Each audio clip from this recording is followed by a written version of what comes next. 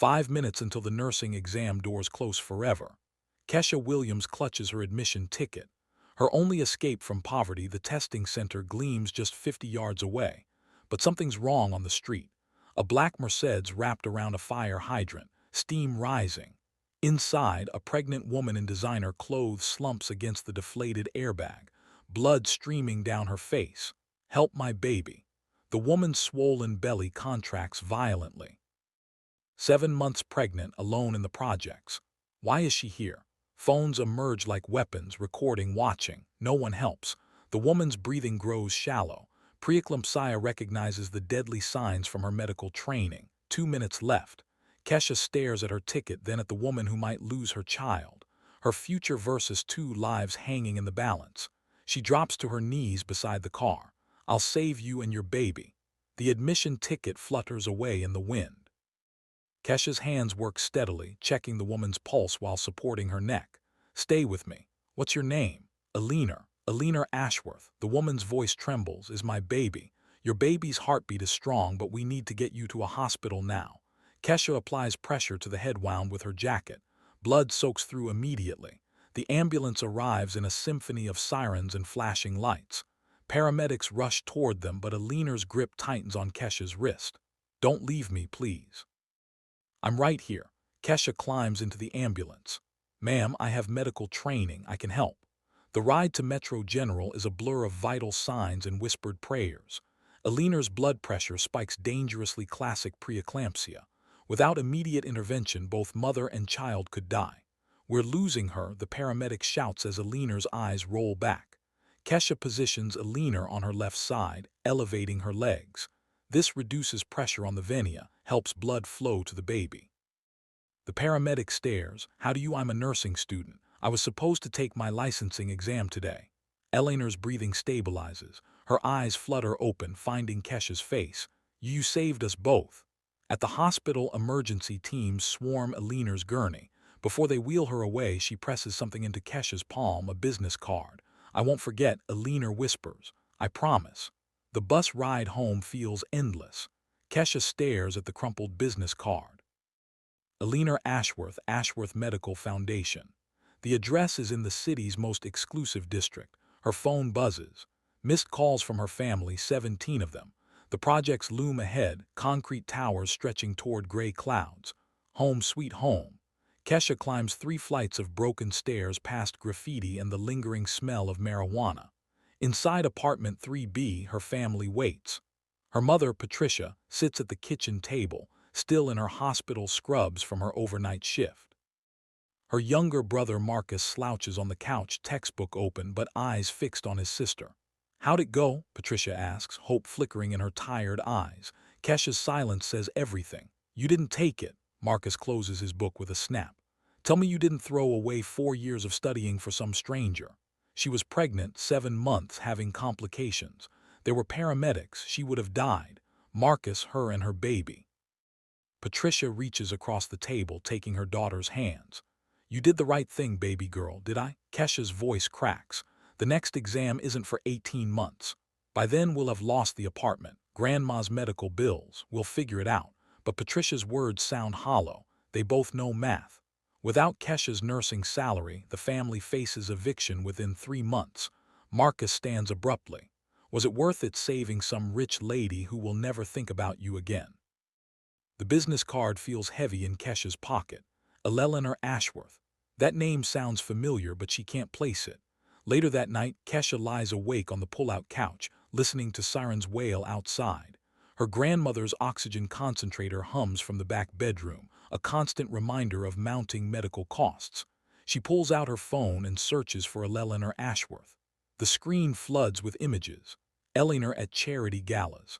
Eleanor cutting ribbons at hospital openings. Eleanor beside a tall, silver-haired man identified as William Ashworth, tech billionaire and philanthropist. A billionaire's wife.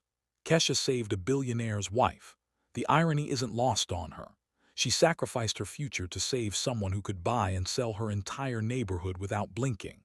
But in the ambulance, Eleanor hadn't looked like a billionaire's wife. She'd looked like a terrified mother, desperate to save her unborn child. Kesha stares at the business card until her eyes blur. I won't forget. Billionaire had promised. Rich people make a lot of promises they don't keep. Still, something in Billionaire's eyes had seemed different, genuine. Outside, the city never sleeps. Car horns blend with distant music and shouting. The projects pulse with life, harsh, unforgiving, but real. Kesha closes her eyes and tries not to think about the nursing exam she'll never take, about the family depending on her, about the future that slipped away the moment she chose compassion over ambition. Tomorrow she'll return to double shifts at the diner. She'll pretend the business card doesn't exist, but tonight she allows herself to wonder what if Llewellyn or Ashworth really meant what she said. 3 weeks pass like a slow bleed. Kesha's alarm screams at 4:30 a.m. Another double shift at Metro General, not as a nurse but mopping floors and emptying bed pans. The same hospital where she saved Billionaire Ashworth's life. She watches real nurses rush past, their scrubs crisp and purposeful. That should be her. Would be her if she hadn't torn up her future for a stranger. Williams, the trauma bay, needs cleaning, blood everywhere. The supervisor doesn't look up from his clipboard. Kesha grabs her mop bucket. In Trauma Bay 3, she finds the aftermath of a motorcycle accident. Red stains the floor in abstract patterns. She's seen this before too many times. As she works, she overhears the attending physician. Hemorrhage, possible internal bleeding. Get me 2 units of ONEG stat. Her hands move automatically, but her mind calculates. Based on the patient's vitals, they need to check for splenic rupture. The blood loss pattern suggests, "Excuse me, you missed a spot." Kesha blinks. She's a janitor, not a nurse, not anything. The afternoon sun beats down mercilessly as Kesha walks 12 blocks to her second job. Gas is too expensive and the bus routes don't reach Mercy Diner. A greasy spoon that serves coffee strong enough to wake the dead and hope thin enough to disappoint. You're late. Ruby, the owner, doesn't look up from the grill. Sorry, the hospital, I don't pay you to have excuses. Table 6 wants their order. Kesha ties her apron and surveys the lunch crowd. Construction workers, taxi drivers, people who pay in crumpled bills and spare change, her people. She understands this world. At table 6, an elderly man studies the menu with thick glasses. What's good here, sweetheart? The coffee is honest, everything else is edible. She manages a smile. Meatloaf's fresh today, he laughs. A sound like sandpaper on wood. Honest coffee, I like that. The afternoon blurs past. Orders shouted, plates balanced, tips counted in quarters and singles. Kesha's feet scream in protest, but she doesn't slow down. At 8:00 p.m., Ruby tallies the register. $63, not bad for a Tuesday. $63 for 12 hours of work. Kesha does the math automatically. At this rate, it would take her 47 years to save enough for nursing school. Home means climbing 3 flights of stairs that we groan under her weight. The elevator's been broken for 6 months. The landlord promises repairs that never come. Inside apartment 3B, the air hangs thick with the smell of instant noodles and desperation. Marcus sits at the kitchen table, textbooks scattered like fallen leaves. He's 17, sharp as a blade and angry at the world. How much today? He asks without looking up. Enough. Kesha dumps her tips on the counter, mostly coins, a few bills. How's Grandma sleeping? The oxygen tank's almost empty. Each tank costs $97. Insurance covers 60%, leaving them with $38 they don't have. Kesha counts her tips. $41.37. Close enough. In the back bedroom, Grandma Rose sleeps fitfully. At 78, she raised Kesha when Patricia worked double shifts. Now cancer eats her from the inside, one breath at a time. "How are you doing, Grandma?" Kesha whispers. Rose's eyes flutter open, cloudy but still sharp. "Did you become a nurse today?" The question hits like a physical blow. "Not yet, Grandma, soon." "Good. The world needs more people like you, people who care." Kesha adjusts the oxygen mask and checks the tank gauge. 3 hours left, maybe 4. Back in the kitchen, an official envelope waits on the table. The return address makes Kesha's stomach drop. Metro Nursing Academy Admissions Department. Her hands shake as she opens it. "Dear Ms. Williams, we regret to inform you that your missed examination date has resulted in automatic dismissal from the nursing program. Per university policy, reapplication requires an 18-month waiting period and full tuition payment. 18 months, $28,000. Marcus reads over her shoulder. Well, that's it then. Don't. No, seriously. You saved some rich lady and now we're all screwed. Grandma's dying, mom's working herself to death, and you're mopping floors for minimum wage. I said don't. Why? Because it's true. Marcus slams his hand on the table. You want to know what I think? I think you're scared of actually making it. So you sabotaged yourself. The words hang in the air like smoke. Keisha pulls Alina's business card from her wallet. She's carried it every day but never called. What would she say? Hi, remember me. I'm the girl who threw away her future for you. Mind returning the favor? Pride is expensive. Maybe too expensive. Outside, the projects settle into their nightly rhythm. Music from competing stereos, children playing in hallways, the distant wail of sirens, urban lullabies that promise nothing and deliver less. Keisha stares at the business card until the words blur. Tomorrow she'll work another double shift. Tomorrow she'll pretend this envelope doesn't exist. But tonight, for the first time in 3 weeks, she allows herself to wonder what if Alina Ashworth meant what she said. Thursday morning arrives gray and unforgiving. Keisha stumbles out of bed at 4:15, muscles screaming from yesterday's double shift. The oxygen concentrator hums its mechanical lullaby from Grandma Rose's room. She's pulling on her work uniform when Marcus shouts from the kitchen. Keisha, you need to see this. Through the grimy window, a pristine white Rolls-Royce Phantom sits parked outside their building like a spaceship that crash-landed in the wrong galaxy. Chrome gleams against the backdrop of cracked concrete and rust-stained fire escapes. Children press their faces against apartment windows. Mrs. Rodriguez from 2A stands on her balcony, phone out, recording. Even the corner dealers have stopped mid-transaction to stare. What the hell? Marcus breathes. A uniformed chauffeur emerges from the driver's seat. Tall, professional, completely out of place. He straightens his tie and approaches their building with purpose. Keisha's heart pounds. The business card. Alina's promise. 3 sharp knocks echo through their thin door. Patricia appears from the bathroom, hair half-styled for her shift at the hospital. Who knocks like that? Keisha opens the door to find the chauffeur holding an enormous bouquet of white roses and an envelope sealed with gold wax. Miss Keisha Williams. His voice carries a British accent that sounds like money. That's me from Mrs. Alina Ashworth. She requests your presence this afternoon if you're available. He hands her the flowers and envelope with practiced grace. I'll wait for your response. The hallway fills with neighbors pretending to check their mail. Mrs. Johnson from across the hall doesn't even pretend. She stands in her doorway, arms crossed, watching the show. Back inside, Keisha's hands tremble as she opens the envelope. The paper feels expensive, heavy with significance. Dearest Keisha, 3 weeks ago you saved my life and my son's life. I promised I wouldn't forget and I kept my promises. Please join me for lunch today at 2 p.m. My driver will wait for your answer. There's something I'd like to discuss with you. With deepest gratitude, Alina Ashworth. P.S. Henry, my son, is healthy and beautiful thanks to you. Patricia reads over her shoulder. Henry the baby, she named him Henry. Marcus snatches the letter. This is crazy. Rich people don't do this. They write checks and forget. But Keisha remembers Eleanor's eyes in the ambulance. Desperate, grateful human. This doesn't feel like charity. It feels like something else entirely. She tells the chauffeur she'll need 20 minutes. The ride to the Ashworth estate passes in surreal silence. Keisha sits in leather seats that probably cost more than her family's monthly rent, watching the city transform outside bulletproof windows. The projects give way to middle-class neighborhoods, then affluent suburbs, finally arriving at an exclusive enclave where houses hide behind iron gates and manicured hedges. The Ashworth mansion rises like something from a movie. White stone, soaring columns, windows that sparkle like diamonds. The circular driveway could fit her entire apartment building. Guards wave them through the gates. The chauffeur opens her door with practiced courtesy. Mrs. Ashworth is waiting in the garden. An unformed maid leads Keisha through rooms that belong in museums.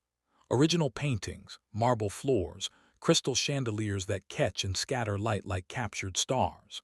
The garden stretches beyond the house, roses in perfect rows, a fountain that sings with falling water, pathways that wind between sculptures worth more than most people's houses. And there, Sitting beneath a white pavilion beside a bassinet is Eleanor Ashworth. She looks different than the bleeding, terrified woman from the car accident. Elegant, composed, but when she sees Keisha, her face transforms with genuine joy. You came. Eleanor rises, moving carefully. She's still recovering. I wasn't sure you would. Inside the bassinet, baby Henry sleeps peacefully, pink-cheeked, healthy, alive. This is Henry, Eleanor whispers, her voice soft with wonder. The son you helped save. Keisha stares at the baby, overwhelmed. 3 weeks ago, he was dying in his mother's womb. Now he's here, breathing, dreaming, perfect. He's beautiful, he is. And he's alive because of what you did. Eleanor's eyes shine with unshed tears. Both of us are. Eleanor gestures toward an elegant table set for two beneath the pavilion. Crystal glasses catch the afternoon sunlight, casting rainbow patterns across white linen. Please sit. We have much to discuss. As they settle into chairs that probably cost more than Keisha makes in 6 months, a man approaches from the house. Tall, silver-haired, wearing a suit that whispers wealth in every thread. William Ashworth, tech billionaire, philanthropist, and Eleanor's husband. His expression is harder to read than his wife's. So you're the young woman who saved my family. He extends his hand. William Ashworth. Keisha shakes it, fighting the urge to check if her palms are sweaty. Keisha. William, sir, please call me William. But his tone suggests he's still evaluating her. Eleanor reaches over and touches Keisha's arm. Tell me about yourself. I want to know everything about the person who sacrificed her future for strangers. Heat creeps up Keisha's neck. I didn't sacrifice anything. I just did what anyone should do. Anyone should, but most people don't. William's voice is measured, analytical. Our security cameras caught the entire incident. 17 people walked past Eleanor's car. 17. Only you stopped. The weight of that number settles between them. Eleanor leans forward. I need you to understand something. What happened to me wasn't just a car accident. I was having severe preeclampsia, a condition that kills mothers and bobbies every day without immediate medical intervention. She doesn't finish. She doesn't need to.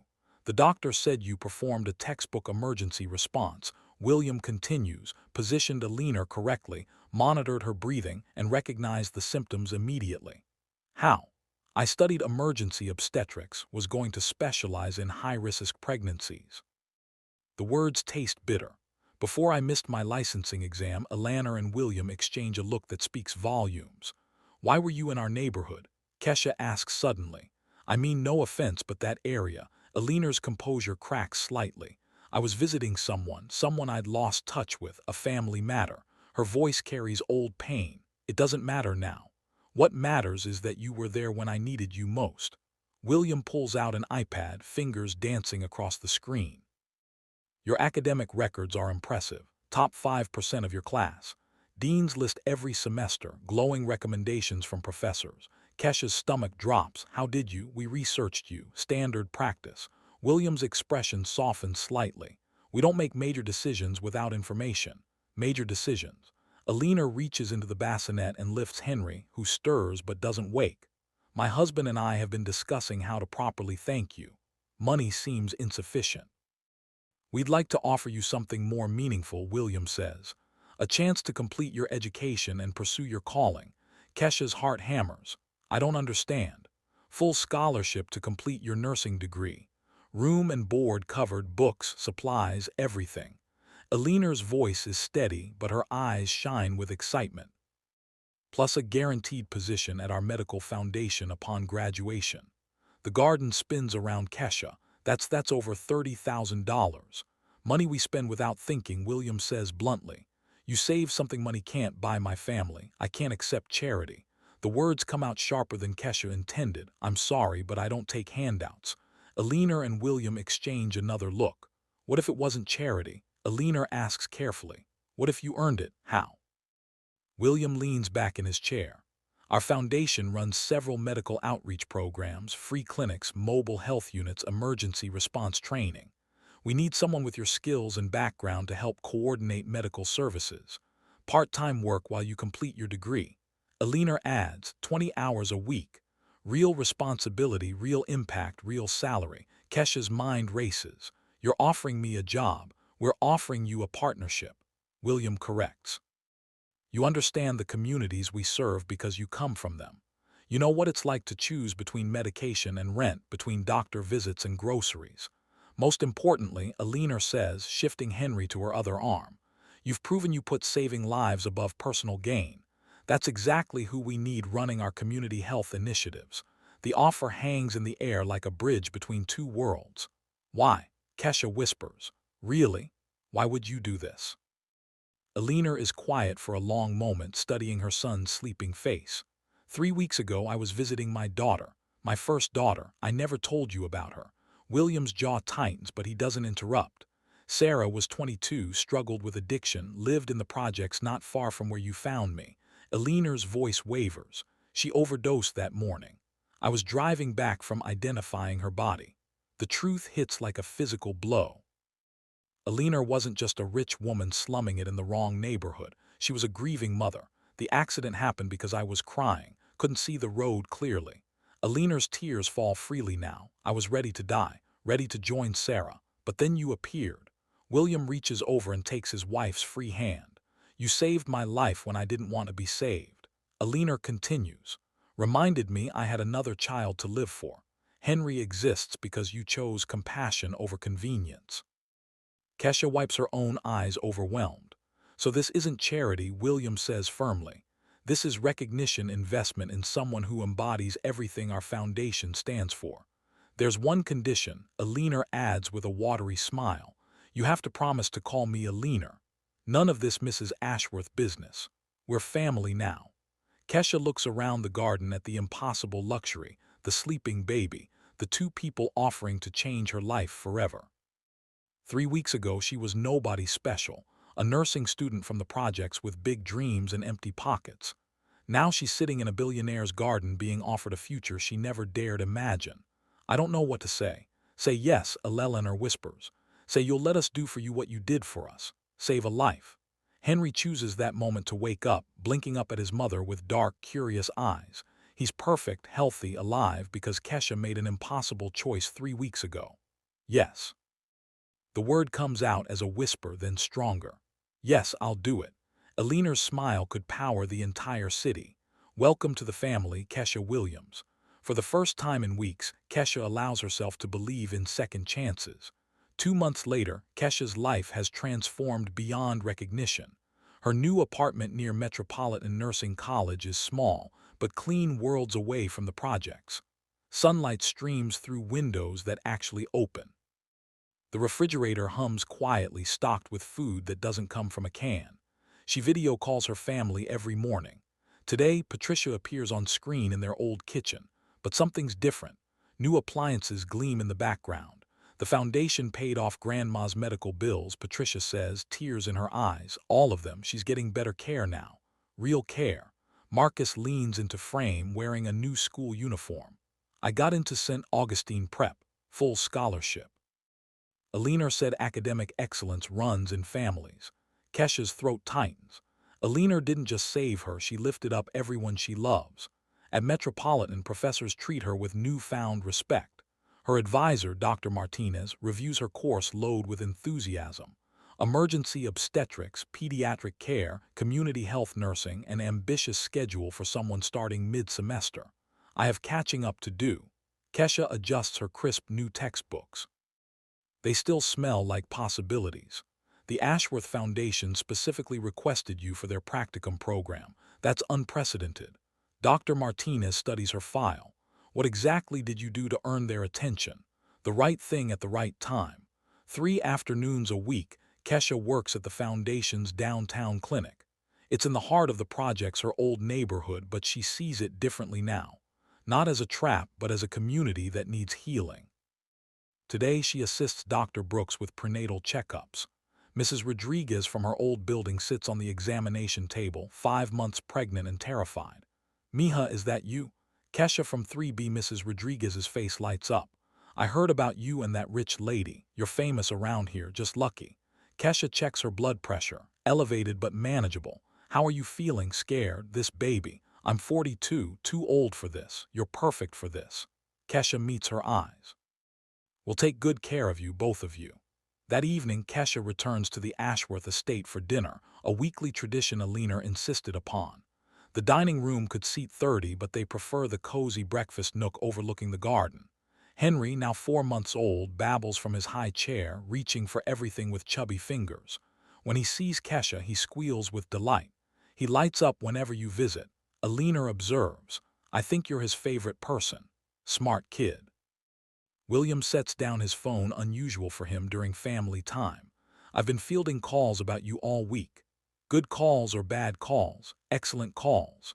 The clinic's patient satisfaction scores have skyrocketed since you started. People trust you." Alina bounces Henry on her lap. "They should. You saved their neighbor's life." Word spreads fast in tight communities. Through the window, the garden glows in golden hour light. 6 months ago, Kesha was mopping floors and counting quarters. Now she's studying advanced maternal care and building trust in communities that hospitals had forgotten. But something in William's expression suggests change is coming. His phone keeps buzzing with calls he's ignoring, a first since she's known him. Alina notices, too. "What aren't you telling us?" William's jaw tightens. "Marcus Reed has been asking questions about the foundation's finances and about you, Kesha." The name means nothing to her, but Alina's face goes pale. He's back. He never really left. The first blow comes on a Wednesday morning. Kesha is reviewing patient files at the Foundation clinic when her phone explodes with notifications. Text messages, missed calls, news alerts, all bearing the same devastating headline: "Nursing student under investigation for fraudulent claims." Her hands shake as she opens the lead article from Channel 7 News. Kesha Williams, 22, is under investigation by the state nursing board for allegedly fabricating her role in a medical emergency 3 months ago. Sources claim Williams exaggerated her actions to gain financial benefit from the wealthy Ashworth family. The room spins. Kesha grabs the desk to steady herself as she continues reading. Anonymous complaints filed with the board suggest Williams may have staged elements of the incident to appear heroic. The complainant alleges Williams violated medical protocols by treating a patient without proper certification, potentially endangering lives. Dr. Brooks appears at her cubicle, face grim. "Kesha, we need to talk." His office feels like a tomb. Official letterhead from the state nursing board sits on his desk, crisp, white, damning. "They're demanding a full investigation," Dr. Brooks says quietly. "Until it's resolved, you're suspended from all medical activities. No clinic work, no patient contact." "This is insane. I saved Eleanor's life." "I know, but the board has to investigate any formal complaint. Their hands are tied. Who would do this?" But even as she asks, Kesha suspects the answer. The Ashworth estate feels different when she arrives that afternoon. Security guards she's never seen before patrol the gates. William meets her at the door, his usual composure cracked. "We've been expecting you." He leads her to his study. All dark wood and leather-bound books.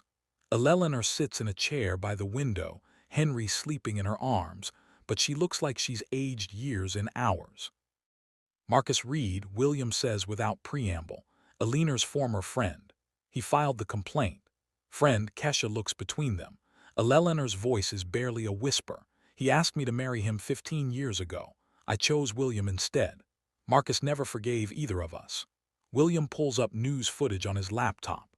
A well-dressed man in his 50s stands outside the state nursing board building, speaking confidently to reporters, handsome in a cold way with eyes that calculate rather than feel.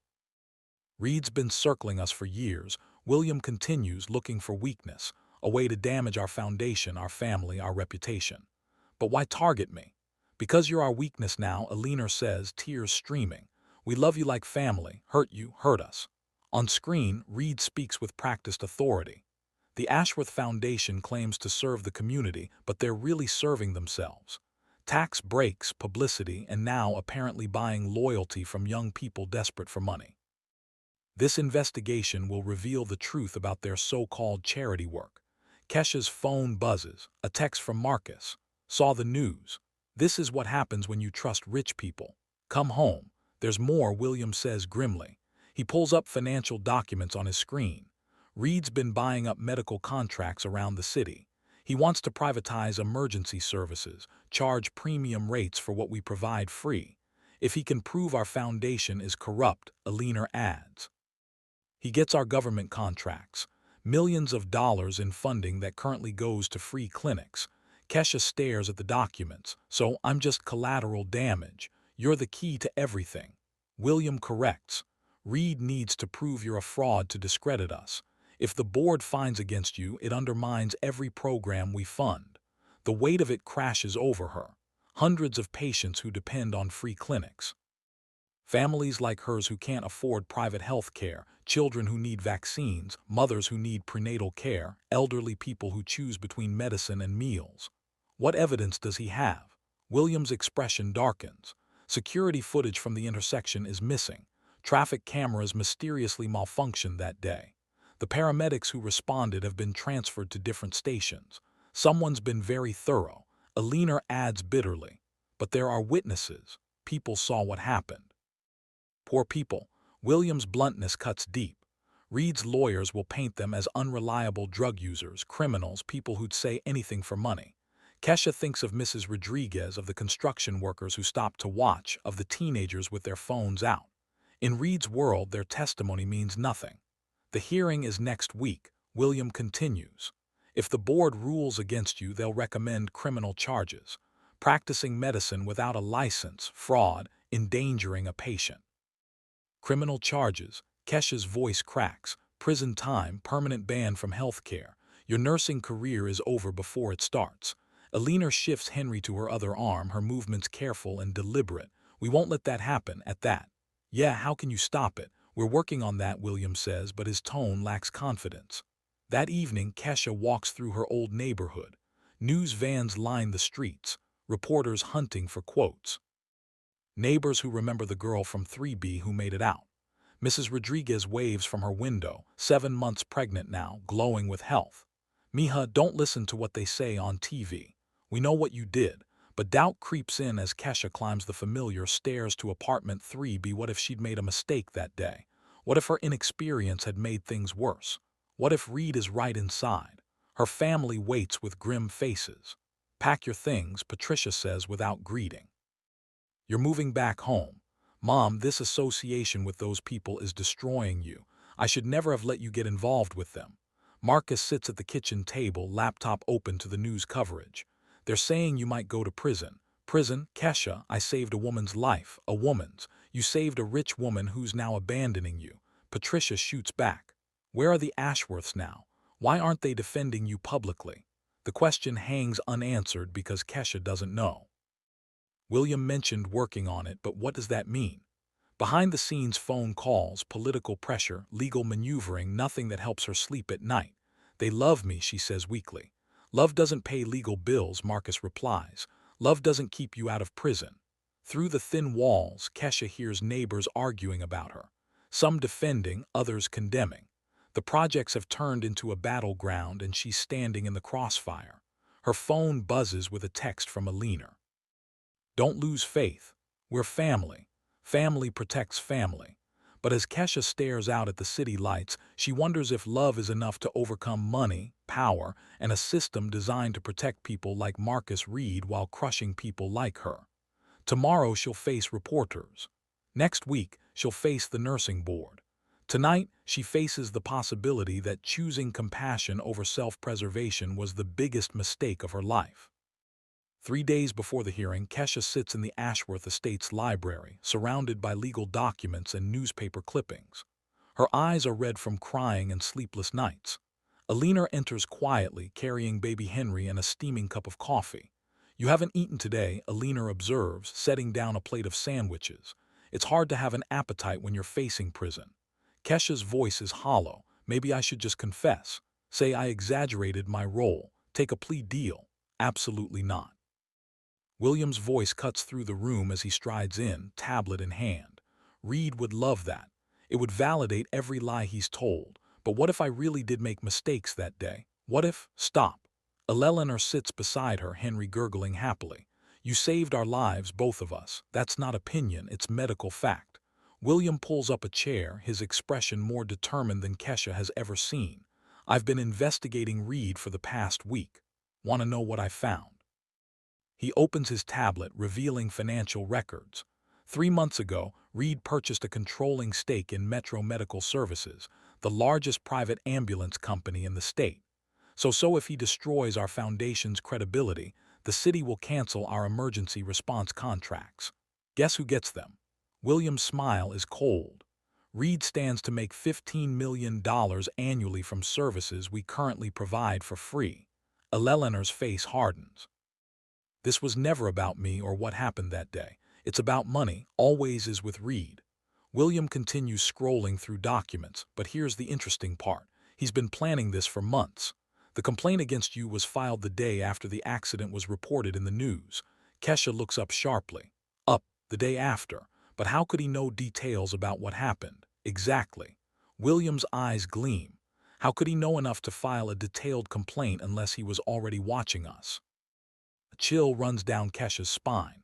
You think he's been spying on your family?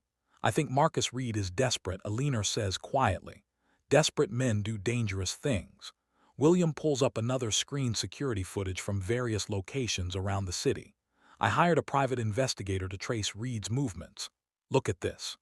The grainy footage shows Reed meeting with various officials, nursing board members, city councilors, hospital administrators, all lunch meetings, all cash payments visible. He's been buying influence, Keisha realizes, for months, but there's something else. William fast forwards through the footage. The investigator found this from the morning of your accident. The screen shows Reed's car parked 3 blocks from the intersection where Eleanor crashed. Timestamp 7:43 m, 20 minutes before the accident occurred. He was there. Eleanor breathes. He was watching you. William corrects, following you. The question is why? Eleanor's face goes pale. Sarah. He knew I was visiting Sarah that morning. Your daughter. I've been visiting her every week for months, trying to help her get clean. Same time, same route. Eleanor's voice shakes.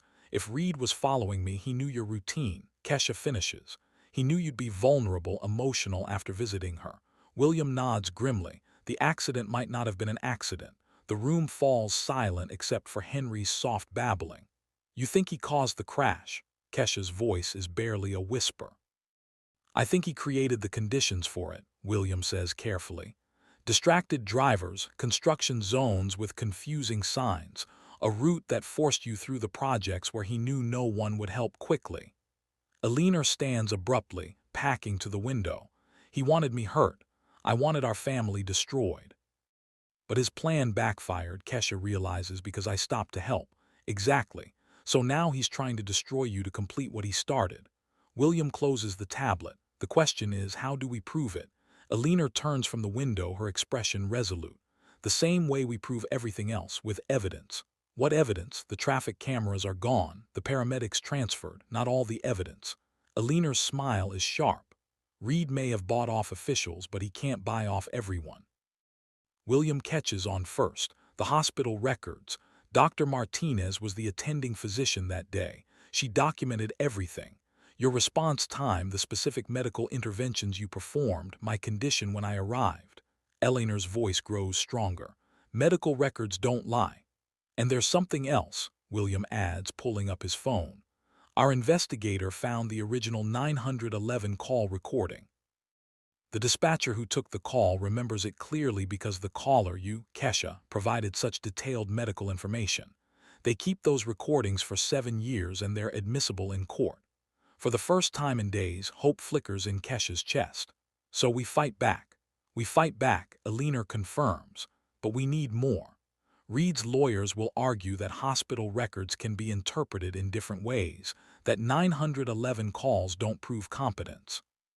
William stands, straightening his tie with military precision. Then we get more. Reed thinks he's been clever, but rich men leave paper trails, bank records, phone logs, travel receipts. If he's been orchestrating this conspiracy, there will be evidence. What do you need me to do? Keisha asks. Eleanor takes her hand. Trust us and prepare to tell your story, the real story. In front of the nursing board, the media, anyone who will listen. I'm scared. Good. William's smile is fierce. Fear keeps you sharp. Fear keeps you. And we're going to need you very sharp to take down Marcus Reed. The state nursing board hearing room buzzes with tension. Reporters line the back walls. cameras positioned for maximum drama. Keisha sits at a small table facing a panel of 5 stern-faced board members, her hands folded to hide their trembling. Across the aisle, Marcus Reed commands attention in a perfectly tailored suit flanked by 3 expensive lawyers.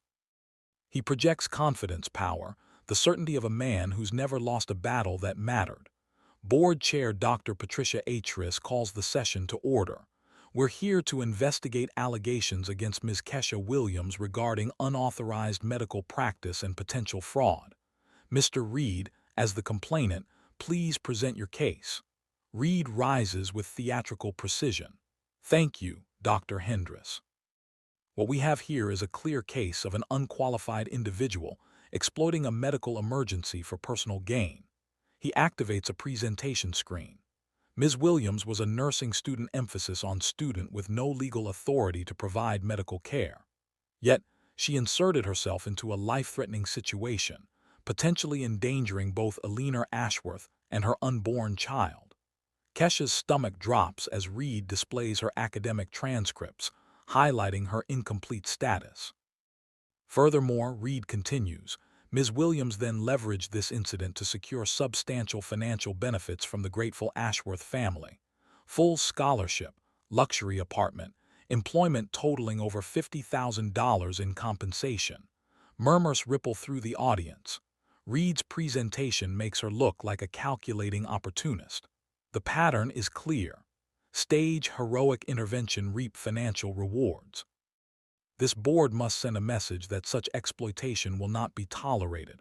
Dr. Atrix nods gravely. Ms. Williams, how do you respond to these allegations? Keisha stands on unsteady legs. I saved a woman's life, her baby's life. That's all I did. Without proper certification, Reed interjects smoothly. In direct violation of state medical practice laws, I used basic first aid. You diagnosed preeclampsia. Reed cuts her off. You positioned the patient, monitored vital signs, made medical decisions. All actions requiring licensed supervision. The board members exchange concerned looks. Reed is winning. Mr. Reed, Dr. Hendricks says, do you have evidence supporting your fraud allegations? I do. Reed signals his lead attorney, who produces a thick folder. Financial records showing the Ashworth family's payments to Ms. Williams began immediately after the incident. No waiting period, no verification of need, suspicious timing that suggests prearrangement. Keisha's heart pounds. He's twisting everything, making kindness look like conspiracy. Additionally, Reed continues, we have statements from medical professionals questioning Ms. Williams' account of events. The paramedics who responded report finding Mrs. Ashworth in stable condition, not the life-threatening emergency M. Williams claims to have managed. Those paramedics were transferred, Keisha says desperately. They're not here to testify. Precisely my point, Reed smiles coldly. Convenient disappearances of key witnesses. The Ashworth family's influence is well documented. Dr. Hendris checks her watch. Mr. Reed, do you have additional evidence? One final point. Traffic camera footage from the intersection mysteriously vanished the day after the incident. Someone with considerable resources ensured no independent verification of events would be possible. The implication hangs heavy. The Ashworths destroyed evidence to protect their fabricated story. Ms. Williams, Dr. Atrix says sternly, these are serious allegations. Do you have any evidence supporting your version of events? Keisha's mouth goes dry. This is it. The moment everything depends on. I do. The doors at the back of the room open with a bang. William Ashworth strides in. Eleanor beside him carrying baby Henry, followed by Dr. Maria Martinez from Metro General and a woman Keisha doesn't recognize. I'm sorry we're late, William announces. TF was terrible. Reed's confident expression flickers. This is highly irregular. The Ashworths have no standing in this proceeding. Actually, we do, Eleanor says, approaching the front. As the alleged victim of Ms. Williams's supposed misconduct, we have every right to testify. Dr. Hendricks looks flustered. This is unprecedented. So is attempting to destroy an innocent young woman's life for financial gain. William replies sharply. Reed's lead attorney stands. Objection. This is not a court of law. These witnesses haven't been sworn. Then let's swear at them. Dr. Hendricks decides. I want to hear what Mrs. Ashworth has to say. Eleanor takes the witness chair, Henry sleeping peacefully in her arms. 3 months ago I was dying. My son was dying. Keisha Williams saved both our lives. That's hearsay. Reed's attorney protests. No, Dr. Martinez steps forward. It's a medical fact. I'm Dr. Maria Martinez, attending physician the day Mrs. Ashworth was brought to Metro General. I have her complete medical records. She produces a thick file. Mrs. Ashworth arrived in a severe preeclampsia crisis. Blood pressure 180/120, protein in urine, signs of placental abruption. Without immediate intervention, both mother and baby would have died within minutes. The room falls silent. The paramedics' report shows Mrs. Ashworth positioned correctly for optimal blood flow with clear evidence of skilled pre-hosp care. Someone with medical training saved her life before we ever saw her. Reed shifts uncomfortably. Medical records can be interpreted. There's more. William interrupts. He signals the unknown woman who approaches with a tablet. This is Jennifer Walsh, forensic accountant. She's been investigating Mr. Reed's financial activities. Reed's face goes ashen. This is a fishing expedition. Show them, William says quietly. Walsh activates her presentation. 3 months ago, Marcus Reed purchased controlling interest in Metro Medical Services, the city's largest private ambulance company. If the Ashworth Foundation loses its emergency response contracts, Mr. Reed stands to profit $15 million annually. Gasps echo through the room. Furthermore, Walsh continues, Mr. Reed's financial records show payments totaling $47,000 to various city officials in the past 6 months, including 2 members of this nursing board. Dr. Hendricks stares in shock. That's a serious accusation. With serious proof, Walsh displays bank records, receipts, phone logs. Mr. Reed has been orchestrating this entire investigation to eliminate his business competition. Reed shoots to his feet. Eade shoots. This is preposterous. I filed a legitimate complaint. Based on what evidence? Eleanor asks pointedly. You weren't there. You didn't see what happened, but somehow you knew enough details to file a complaint the day after the incident was reported. I read the news reports. There were no news reports until a week later, William says smoothly. I have the media timeline right here. The trap snaps shut. Reed's mouth opens and closes soundlessly. Dr. Martinez steps forward again. There's one more piece of evidence. The original 911 recording from that morning. She produces a small device. The dispatcher who took Keisha's call documented that she provided detailed, accurate medical information about preeclampsia symptoms. Information only someone with real medical training would know. The recording plays through the room's speakers. 911, what's your emergency? I need an ambulance immediately. Pregnant woman, approximately 28 weeks, showing signs of severe preeclampsia. Blood pressure appears dangerously elevated, possible placental complications. I'm maintaining my left lateral position to optimize blood flow. Keisha's voice, young but confident, rattling off medical terminology with precision. The room erupts. Reporters shout questions. Board members confer frantically. Reed's lawyers whisper urgently in his ear. Dr. Hendricks bangs her gavel repeatedly. Order, order. When quiet returns, she fixes Reed with a withering stare. Mr. Reed, it appears your complaint was filed in bad faith. This board will be recommending you for investigation regarding bribery and conspiracy charges. Reed's face turns purple. You can't prove. We can prove everything, William says calmly. Bank records, phone logs, security footage showing you following my wife for weeks before the accident. Following her, Dr. Hendricks demands. Eleanor's voice is ice. He knew my routine visiting my daughter. He knew I'd be emotional, vulnerable. The accident wasn't random. The full scope of Reed's manipulation crashes over the room like a wave. Dr. Hendricks turns to Keisha, her expression completely transformed. Ms. Williams, this board owes you an apology.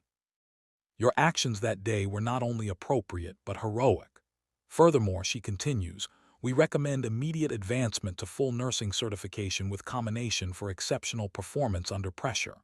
The room explodes in applause. Alina laughs through tears, Henry waking up and adding his voice to the celebration.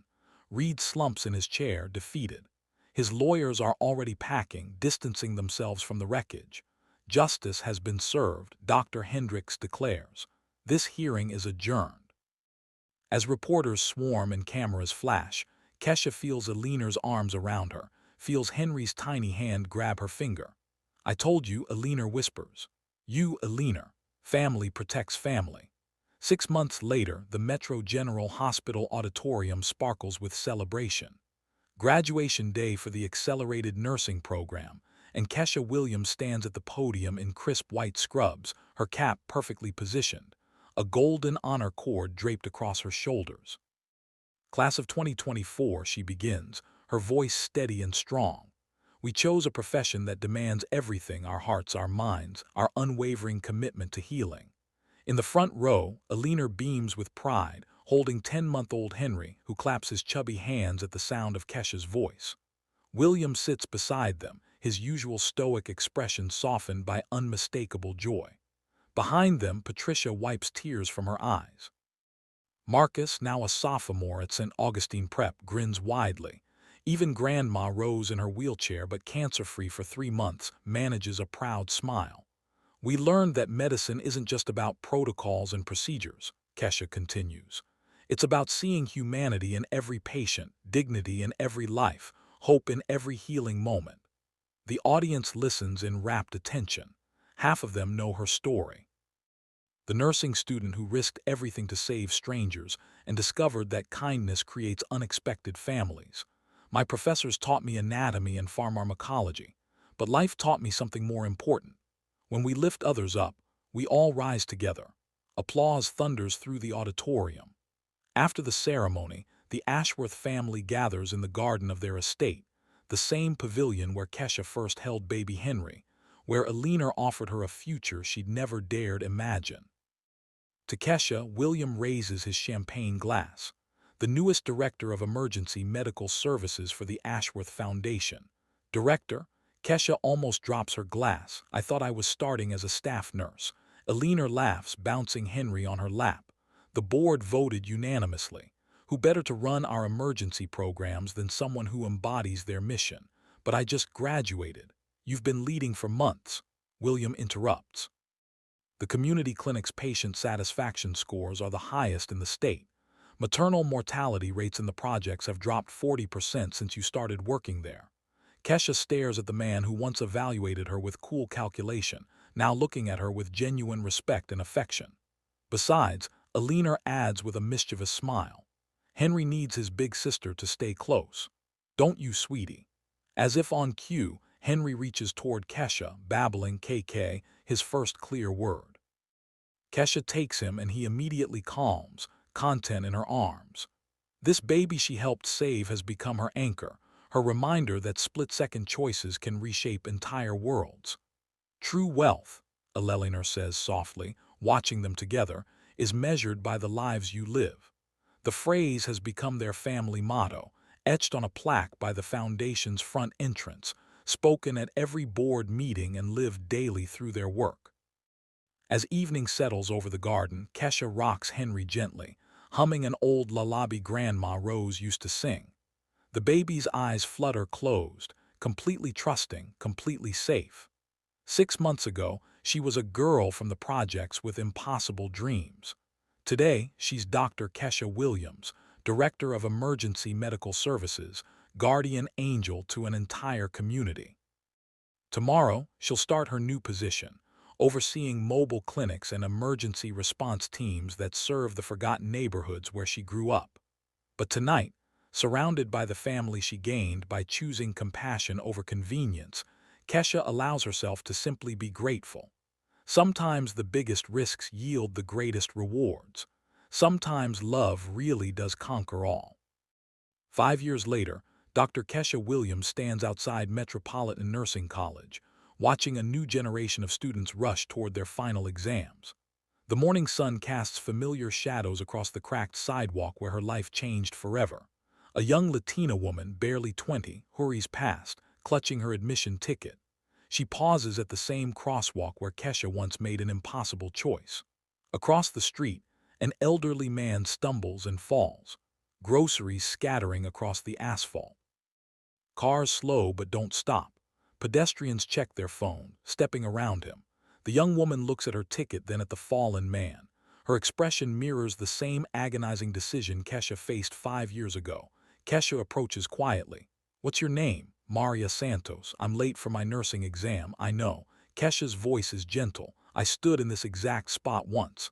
I had to choose between my future and helping a stranger." Maria's eyes widen with recognition. "You're Dr. Williams. Your doctor from the Ashworth Foundation." "I am, and I'm here to tell you something important." Kesha places a hand on Maria's shoulder. "True wealth isn't what you achieve for yourself. It's measured by the lives you live." Maria looks at the elderly man, then at her ticket, then back at Kesha. Without hesitation, she tears the ticket in half and runs to help. Kesha smiles, pulling out her phone. "Alina, I found our next scholarship recipient. Some cycles are meant to continue. Some choices echo through generations. Some moments of kindness reshape the world. If this story inspired you to believe in the power of compassion, hit that like button and subscribe for more uplifting tales. Share your own acts of kindness in the comments below, because every story of love shared makes the world a little brighter. Reality isn't always easy to hear, but that's exactly why we tell it. At Black Voices Uncut, we go beyond the surface, showing what others won't. If you value unfiltered truth, hit like, comment your perspective, and subscribe. Every voice matters and every truth deserves to be heard.